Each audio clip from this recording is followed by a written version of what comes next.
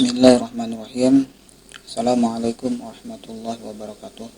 Selamat datang kembali di channel Edukasi Pendidikan Nusantara, channel yang menyajikan edukasi-edukasi yang dapat membangkitkan keimanan kita untuk selalu bersama Allah Subhanahu wa Ta'ala.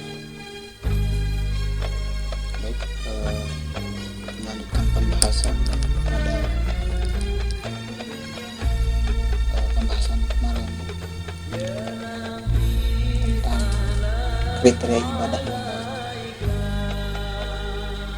Jadi ibadah akan menjadi baik di mata Allah Subhanahu wa Ta'ala adalah ibadah yang kita lakukan itu sesuai dengan tuntutan keadaan, sesuai dengan kondisi baik lingkungannya ataupun kondisi dari orang tersebut.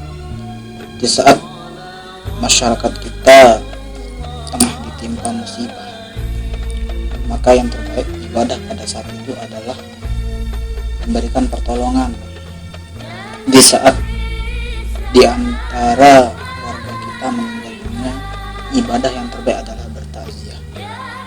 Begitu juga keadaan seseorang yang Allah berikan berbeda-beda.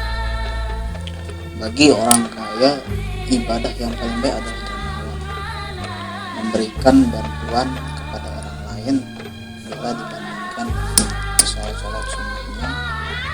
Sholat sunnah yang dikerjakannya tidak memberikan banyak manfaat apabila dia tidak mau menginfakkan hartanya di jalan Allah Subhanahu wa Ta'ala.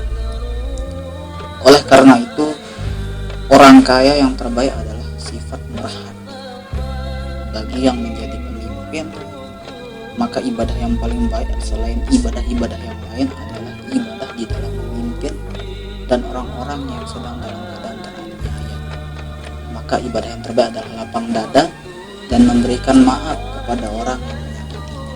Begitulah ibadah itu menjadi baik apabila dilakukan sesuai dengan tuntutan keadaan. Baik, ada satu kisah yang sangat menarik. Ini terjadi pada masa Umar bin Khattab radhiyallahu anhu. Ada seorang pengembala unta.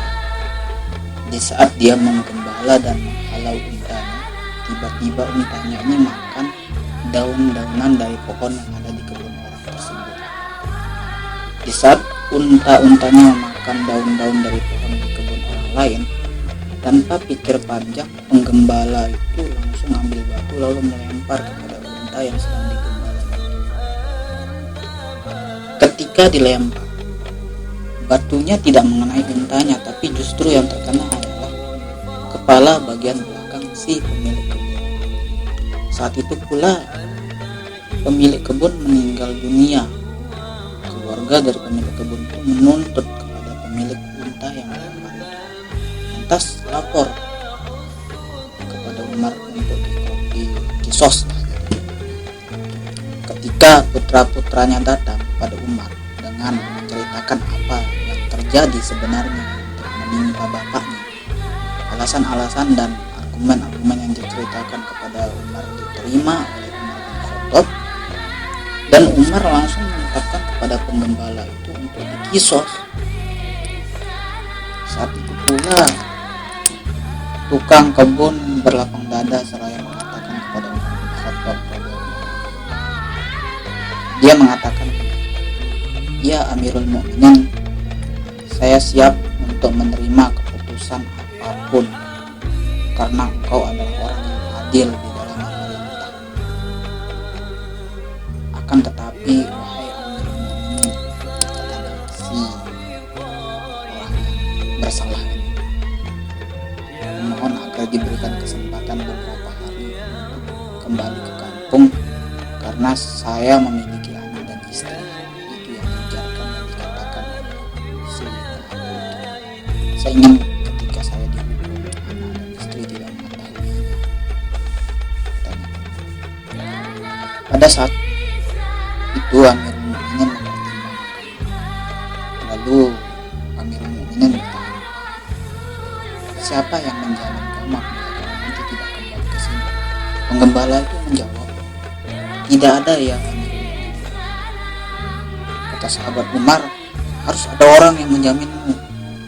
Lalu sang penggembala memandang orang-orang sekeliling, tapi tidak ada seorang pun yang berani menjamin.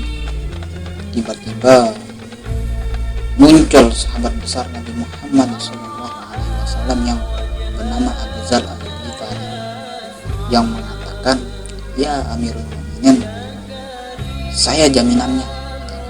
Si Abu Dzar Al-Ghifari mengatakan demikian.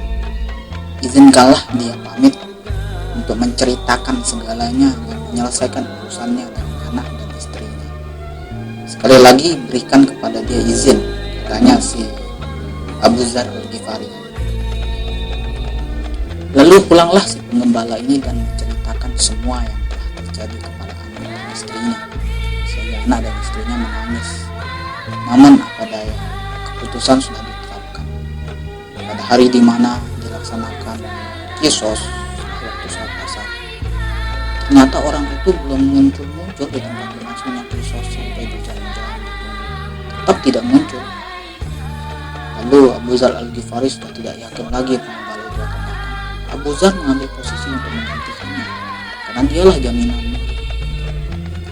Namun tinggal beberapa detik lagi dilangsungkannya hukuman itu. Tiba-tiba muncul penggembala itu berteriak, "Ya Amirul Mukminin, aku hadir.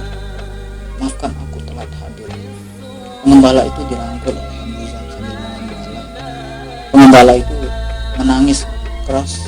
Dengan kerasnya dia menangis seraya meminta maaf kepada Abu Dzar yang tidak tepat waktu. Ketika berlangsungnya saling merangkul dan diiringi dengan isak tangis, membuat orang-orang yang ada di sekeliling, termasuk keluarga dan anak-anak yang bapaknya meninggal, menjadi tersentuh hatinya melihat kejujuran seorang penggembala yang dikira tidak mungkin datang. Akhirnya keluarga yang ditinggal mati oleh bapaknya itu bermusyawarah dan menghampiri Amirul Mukminin sambil mengatakan, "Ya Amirul Mukminin, kami sekeluarga sudah bermusyawarah akan membebaskan penggembala ini karena kejujurannya, dan kami juga terharu karena Abu Dzar bersedia menolong orang dalam kondisi terbatas." Itu yang diungkapkan oleh pihak keluarga dari yang meninggal bapaknya itu.